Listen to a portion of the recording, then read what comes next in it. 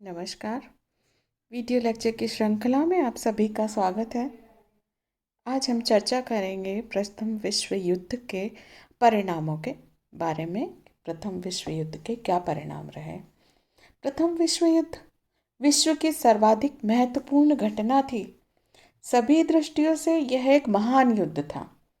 इस युद्ध में पिछले जितने भी युद्ध हुए उनकी अपेक्षा सबसे अधिक विनाश हुआ था। इसमें लगभग 36 देशों ने भाग लिया और दोनों पक्षों की ओर से भाग लेने वाले जो सैनिक थे उनकी संख्या लगभग 6 करोड़ 50 लाख थी, जिसमें से लगभग 1 करोड़ 30 लाख सैनिक मारे गए, लगभग 2 करोड़ 20 लाख हताहत हुए और 70 लाख सैनिक अपाहिज हो गए थे। ये प्रथम युद्ध था जिसमें टैंक, हवाई जहाज का पहली बार प्रयोग किया गया था। हवाई बम, पनडुब्बी, जहरीली गैस आदि नवीनतम और आधुनिक हथियारों का प्रयोग किया गया और ये युद्ध लगभग 4 वर्ष 6 माह के पश्चात समाप्त हो गया और इसके जो परिणाम थे वो दूरगामी निकले। परिणामों ने विभिन्न देशों के राजनीतिक, आर्थिक और सामाजिक जीवन को प्रभावित किया। तो सबसे पहले हम जानेंगे इसके राजनीतिक परिणाम क्या निकले। तो सबसे पहले जो इसका राजनीतिक परिणाम निकला वो था राजतंत्रीय सरकारों का पतन, मतलब निरंकुश राजतंत्रों का अंत हो गया। परिणाम स्वरूप यूरोप के अनेक प्रमुख निरंकुश राजतंत्र और राजवंशों का अंत हुआ, जैसे जर्मनी, ऑस्ट्रिया हंगरी, रूस और तुर्की, बल्गेरिया के राजतंत्रों का अंत हुआ। इसके साथ ही तुर्की, रूस, हंगरी के हैब्सबर्ग वंश का भी अंत हुआ और राजवंशों के पतन के साथ ही उन पर आश्रित सामंत प्रथा का भी अंत हो गया। 1923 में टर्की के सुल्तान को भी गद्दी छोड़ने को विवश होना पड़ा और इस युद्ध के पश्चात प्रजातंत्रीकरण की प्रक्रिया का शुभारंभ हो गया। इसके बाद दूसरा है जनतंत्रीय भावना का विकास, यानी लोकतंत्र का विकास। महायुद्ध के दौरान इंग्लैंड, अमेरिका आदि मित्र राष्ट्रों ने घोषणा की थी कि वे लोकतंत्र की रक्षा के लिए युद्ध लड़ रहे हैं। इस युद्ध के बाद समस्त जो पराजित देश थे और नवनिर्मित राज्यों में लोकतंत्रात्मक शासन व्यवस्था कायम की गई। युद्ध के दौरान ही हम देखें 1917 में रूस में क्रांति हुई थी, जिसे बोल्शेविक क्रांति कहा जाता है और जिसे जारशाही का अंत हो गया था। इसी तरह जर्मन सम्राट विलियम द्वितीय सिंहासन त्याग कर नीदरलैंड भाग गया और जर्मनी में गणतंत्र की स्थापना की गई। इसी तरह ऑस्ट्रिया के सम्राट चार्ल्स को सिंहासन से हटा दिया गया और तुर्की के सुल्तान के साथ भी वही हुआ। वहाँ मुस्तफ़ा कमाल पाशा ने गणतंत्रात्मक सरकार की स्थापना की। Czechoslovakia, Poland, Hungary, Lithuania, Latvia, Estonia आदि में भी जनतांत्रिक शासन व्यवस्था कायम हुई। तो विश्व में प्रथम विश्व युद्ध के बाद यूरोप में लोकतंत्र का प्रसार हुआ। इसके बाद नेक्स्ट पॉइंट है राष्ट्रीयता की भावना का विकास। नए यूरोप के राजनीतिक जीवन की आधारशिला थी राष्ट्रीयता और युद्ध की समाप्ति के बाद नवीन राज्यों की स्थापना राष्ट्रीयता के सिद्धांत पर की गई और इसी सिद्धांत के आधार पर Czechoslovakia, Yugoslavia, Lithuania, Estonia, Latvia, Hungary, Finland नामक नए राज्यों का निर्माण हुआ और प्रत्येक बड़े देश ने अपने लिए अधिक से अधिक उपनिवेशों की स्थापना प्रारंभ कर दी। एशिया के जो पिछड़े हुए देश थे उनमें भी राष्ट्रीयता की लहर आई और वहाँ के लोगों में भी स्वतंत्र होने के लिए आंदोलन तेज कर दिए। इसके बाद है नेक्स्ट पॉइंट है अंतर्राष्ट्रीयता की भावना का विकास। राष्ट्रीयता की भावना के साथ साथ अंतर्राष्ट्रीयता की भावना का भी विकास हुआ। विश्व युद्ध के परिणाम स्वरूप राजनीतिक क्षेत्र में परिलक्षित हुआ अंतर्राष्ट्रीयता की भावना का विकास युद्ध की कुछ विद्वानों के अनुसार 19वीं सदी राष्ट्रीयता की थी और 20वीं सदी अंतर्राष्ट्रीयता की है। युद्ध की समाप्ति के बाद अंतर्राष्ट्रीय समस्याओं को हल करने के लिए और विश्व में शांति और सहयोग बनाए रखने के लिए राष्ट्र संघ की स्थापना की गई और इस संस्था की स्थापना अंतर्राष्ट्रीयतावाद की दिशा में एक महत्वपूर्ण कदम था। नेक्स्ट है इसका परिणाम निकला लघु राज्यों का उदय। 1914 से पूर्व हम देखें यूरोप में विशाल साम्राज्यों का दबदबा था और छोटे छोटे राज्य इन विशाल साम्राज्यों के अंग मात्र थे। महायुद्ध के बाद यूरोप लघु राज्यों का महाद्वीप बन गया और उनमें कौन थे मुख्य? ऑस्ट्रिया, हंगरी, तुर्की, चेकोस्लोवाकिया, लिथुआनिया, एस्थोनिया, लेटेविया, पोलैंड आदि। ये सब संक्षेप में हम देखें तो पूर्वी और मध्य यूरोप की जनता विशाल साम्राज्यों की अधीनता से मुक्त हो चुकी थी। इसके बाद है नवीन वादों का उदय। 19वीं सदी के अंत तक यूरोप के अनेक देशों में समाजवाद की लहर पहुंच चुकी थी। 1917 में हम देखें तो रूस में बोल्शेविक क्रांति हुई, जिसके परिणाम स्वरूप साम्यवाद का प्रभाव बढ़ने लगा और शांति समझौतों से असंतुष्ट देशों जैसे इटली में फासिस्टवाद, जर्मनी में नाजीवाद और जापान में सैनिकवाद का उदय हुआ। इस प्रकार युद्ध के बाद अनेक वादों का प्रादुर्भाव हुआ और इसके कारण विश्व में शीघ्र ही पुनः तनाव का वातावरण बन गया। नेक्स्ट है साम्यवादी शासन तंत्र का उदय। अब ये तो हम बता ही चुके हैं कि रूस में साम्यवादी शासन की स्थापना विश्व युद्ध के दौरान ही हो गई थी 1917 में, परंतु मित्र राष्ट्रों और उनके द्वारा समर्थित अनेक जारकालीन रूसी सेना नायकों ने साम्यवादी शासन को समाप्त करने का बहुत प्रयास किया, किंतु लेनिन के नेतृत्व में साम्यवादी सफल रहे और रूस में एक सुदृढ़ साम्यवादी शासन व्यवस्था का उदय हुआ, जिसने विश्व की राजनीति को बहुत अधिक प्रभावित किया। इसके बाद है संयुक्त राज्य अमेरिका के प्रभाव में वृद्धि। प्रथम महायुद्ध में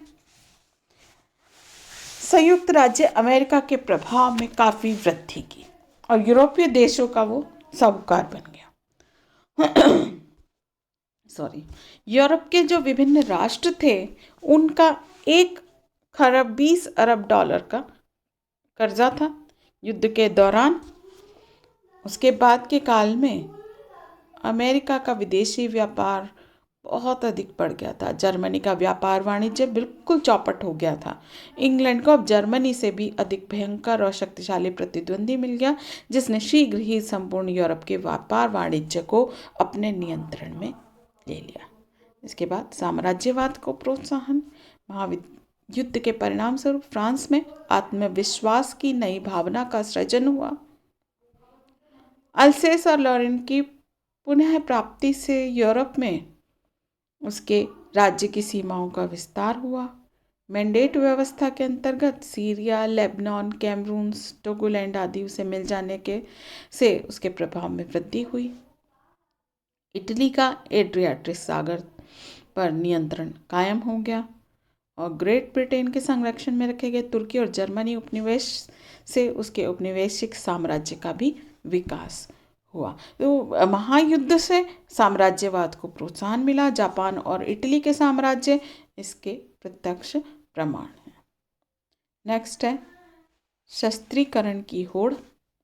वर्साई की संधि के अंतर्गत निशस्त्रीकरण वह योजना थी जिसे जर्मनी सहित अन्य धुरी राष्ट्रों को पूर्ण रूप से शक्तिहीन न रखने के लिए प्रयुक्त किया गया था और इसके अंतर्गत ये सुझाव दिया गया था कि मित्र राष्ट्र भी इस प्रयोग को उस सीमा तक लागू करें जिसकी सुरक्षा की संभावना स्थापित हो सके।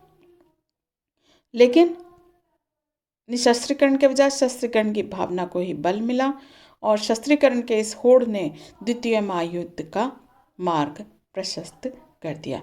ये थे हमारे प्रथम विश्व युद्ध के राजनीतिक परिणाम। और अब हम जान लेते हैं इसके क्या आर्थिक परिणाम निकले। प्रथम विश्व युद्ध के कारण हुई धन संपदा की हानि का अनुमान लगाना कठिन है। कुछ सर्वेक्षणों के अनुसार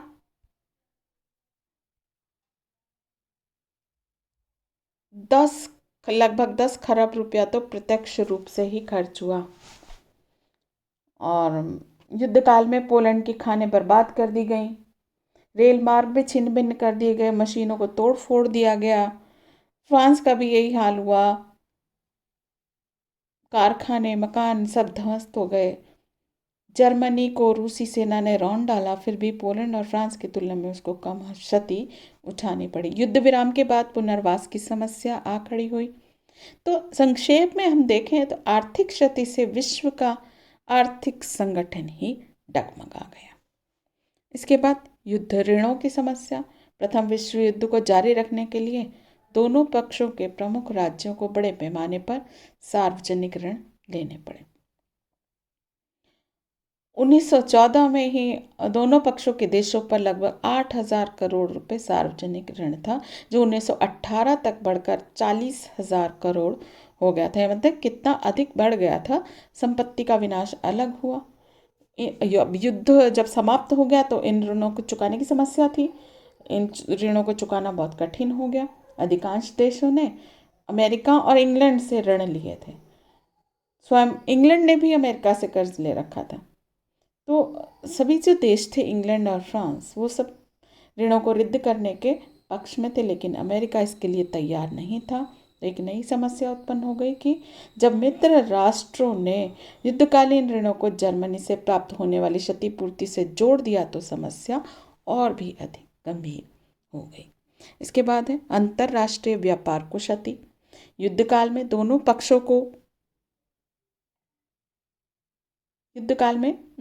पक्षों को जो आर्थिक हानि उठानी पड़ी, उसका अंतर्राष्ट्रीय व्यापार पर गंभीर प्रभाव पड़ा। अब प्रत्येक देश के सामने पुनर्निर्माण, पुनर्वास और बेरोजगारी की जो समस्याएं हैं वो आ खड़ी हुई।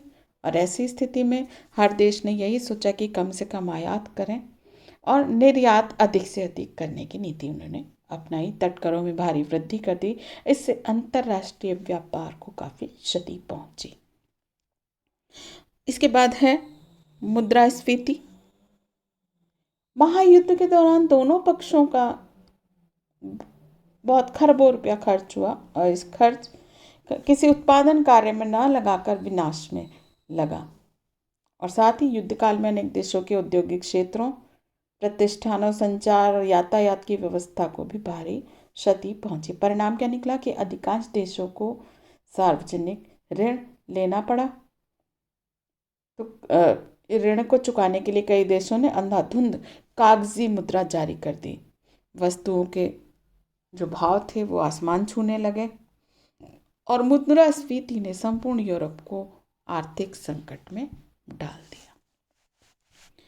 इसके बाद है श्रमिकों की स्थिति में सुधार। महायुद्ध के दौरान लाखों श्रमिकों को भी सेना में भर्ती किया गया था। उनमें से अधिकांश मारे गए, परंतु इससे प्रत्येक युद्धरत क्षेत्र देश में श्रमिकों की भारी कमी हो गई और उनकी मांग बढ़ गई, जिससे श्रमिकों को अपना महत्व की नई अनुभूति हुई और उन्होंने मिल मालिक और पूंजीपतियों के अत्याचारों और शोषण के विरुद्ध संघर्ष करने का निश्चय किया। और रूस में साम्यवादी शासन की स्थापना से उन्हें नैतिक बल मिला। अब इन सब परिवर्तनों को, अब उनके काम के घंटे, उनकी मजदूरी, उन सब व्यवस्था में भी सुधार किया गया। ट्रेड यूनियनें स्थापित की गई श्रमिकों के हितों के लिए। तो इन सब परिवर्तनों ने मजदूरों को जागरूक बना दिया और धीरे धीरे मजदूर आंदोलनों ने जोर पकड़ना शुरू कर दिया। इसके बाद कृषकों की सुरक्षा।